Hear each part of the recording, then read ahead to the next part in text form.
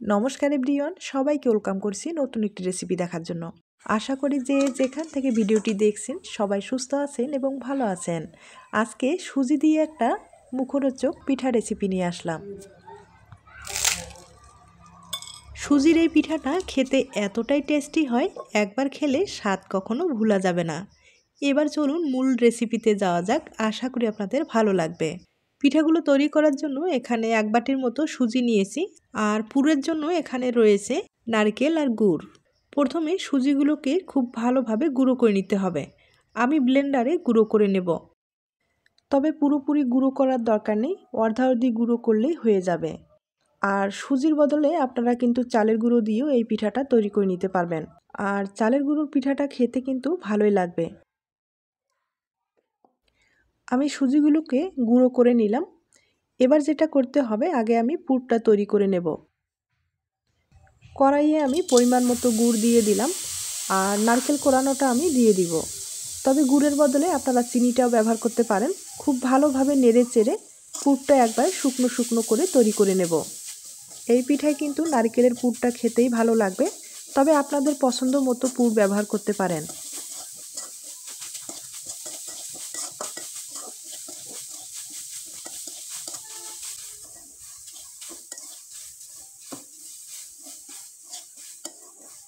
পুরটা আমি একবারে শুকনো শুকনো করে তৈরি করে নিলাম, একবারে কিন্তু ঝরঝরা হয়ে গেছে। আর এভাবে পুরটা তৈরি করলে পিঠাটা খেতে ভালো লাগবে। এবার আমি সুজির ডোটা তৈরি করে নেব। কড়াইয়ে আমি পরিমাণ মতো জল ব্যবহার করলাম, আর সামান্য পরিমাণে একটু লবণ ব্যবহার করতে হবে। এবার জলটা খুব ভালোভাবে বলক নিয়ে আসতে হবে, আর ভালোভাবে বলক আসলে এই পর্যায়ে আমি সুজির গুঁড়োটা দিয়ে দিব। সুজির ডো তৈরি করতে গেলে অনেকখানি জল ব্যবহার করতে হয়, কারণ ডোটা কিন্তু জলটা টেনে নেয়, তাই জলের পরিমাণটা বুঝেই ব্যবহার করতে হবে। সুজির গুঁড়োটা আমি দিয়ে দিলাম, আর কিছু সময় এভাবে একটু রেখে দিতে হবে। এরপরে একটা ডো তৈরি করে নেব।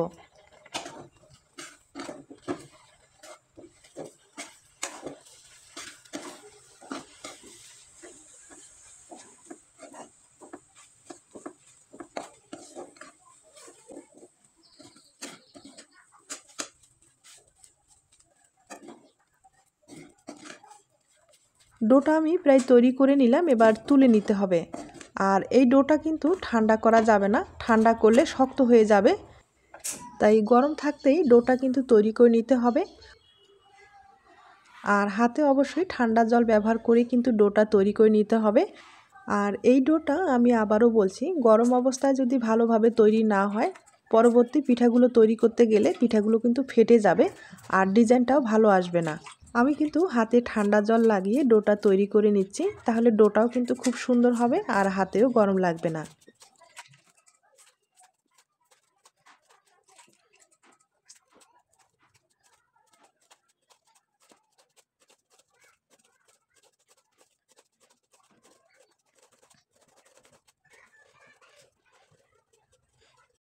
ডোটা আমি খুব ভালোভাবে তৈরি করে নিলাম। এবার পিঠার ডিজাইনটা তৈরি করে আপনাদের দেখিয়ে দিচ্ছি। ছোট্ট একটা লিচি কেটে নিলাম, আর লম্বালম্বি করে একটু বেলে নিতে হবে। তবে যতটুকু সম্ভব পাতলা করে বেলে নিতে হবে। আর এগুলো যেহেতু সুজির ডো, অতটাও পাতলা করতে যাবেন না, না হলে কিন্তু ভিতরে পুর দিতে গেলে ফেটে যাবে। তাই সাধারণভাবে কিন্তু এই ডোটা তৈরি করে নিতে হবে। আর আমি পুর দিয়ে দিলাম মাঝখানে, তবে পুর একটু বেশি করে দিলে পিঠাটা খেতে ভালো লাগবে। পুরটা আমি চারিপাশে একটু আঙ্গুল দিয়ে ভালোভাবে বসিয়ে দিলাম। এরপরে পিঠার দুপাশে ধরে ভালোভাবে চাপ দিয়ে কিন্তু জোড়া লাগিয়ে দিতে হবে। সুজির এই পিঠাগুলো তৈরি করতে গেলে কিন্তু কোনো রকম ঝামেলা নেই, শুধু ডোটা কিন্তু ভালোভাবে যদি মথে নেওয়া যায়, তাহলে এই ডিজাইনগুলো তৈরি করতে কোনো রকম সমস্যা হয় না। আর খুব ইজিভাবে কিন্তু এই ডিজাইনগুলো তৈরি করা যায়। এই সুজির পিঠাগুলো খেতে কিন্তু ভীষণ টেস্টি হয়।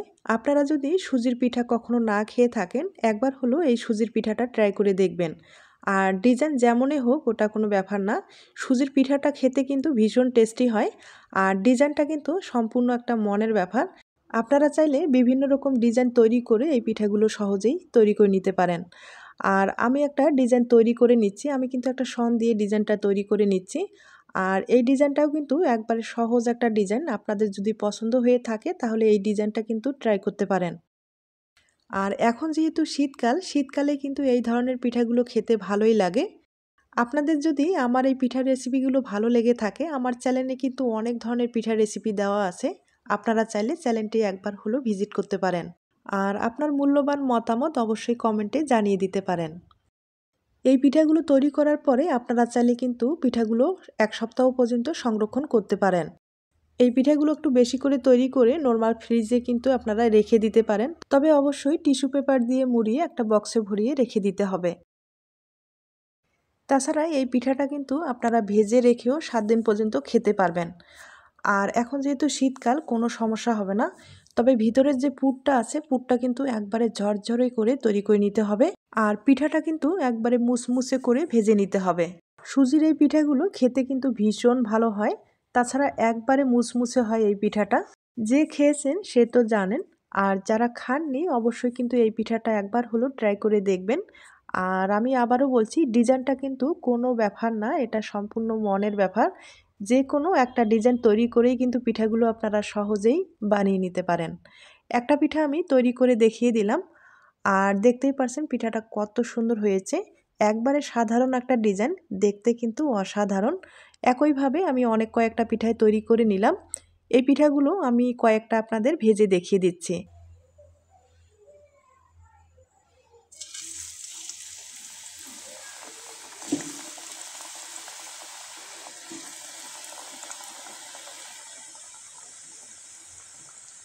এই পিঠাগুলো একটু কিন্তু সময় নিয়ে একবারে মুসমুসে করে ভেজে নিতে হবে, তাহলে পিঠাটা খেতে ভালো লাগবে। আর যদি আপনারা তেলটা পছন্দ না করেন, সেক্ষেত্রে কিন্তু পিঠাগুলো ভাপ দিয়ে খেতে পারেন। আর এই পিঠাটা কিন্তু ভাপ দিয়ে খেলেও খুব ভালো লাগবে। তবে আপনাদের যেটা ভালো লাগে সেটা কিন্তু তৈরি করে খেতে পারেন। আর আমি 4টা পিঠা আপনাদের ভেজে দেখিয়ে দিচ্ছি। একবারে কিন্তু মুসমুসে করেই ভেজে নিলাম। আর হয়তোবা দেখে বুঝতে পেরেছেন। আর এভাবে যদি ভাজা যায় তাহলে পিঠাটা খেতে কিন্তু ভালো লাগবে। ভাজানোটা সুন্দর হয়েছে, এবার পিঠাগুলোকে তুলে নিতে হবে। এরপরে আপনাদের পরিবেশন করে দেখিয়ে দিচ্ছি। তার আগে ছোট্ট একটা রিকোয়েস্ট থাকবে, পিঠার এই রেসিপি আপনাদের কাছে যদি ভালো লেগে থাকে বা আপনার কোনো উপকারে আসতে পারে, তাহলে একটা লাইক দিতে পারেন। আর অবশ্যই আমার সাথে থাকার জন্য অনুরোধ রইল। আমি নতুন কিছু তুলে ধরার জন্য চেষ্টা করব, জানি না কতটুকু পারবো, তবে অবশ্যই আপনাদের সহযোগিতা আমার একান্ত দরকার। আমি চেষ্টা করব নতুন কিছু উপহার দেওয়ার জন্য। এবার আপনাদের একটা পিঠা আমি ভেঙে দেখিয়ে দিচ্ছি। আর পিঠাটা দেখতেই পারছেন কতখানি মুচমুচে হয়েছে, দেখতেও কিন্তু অসাধারণ।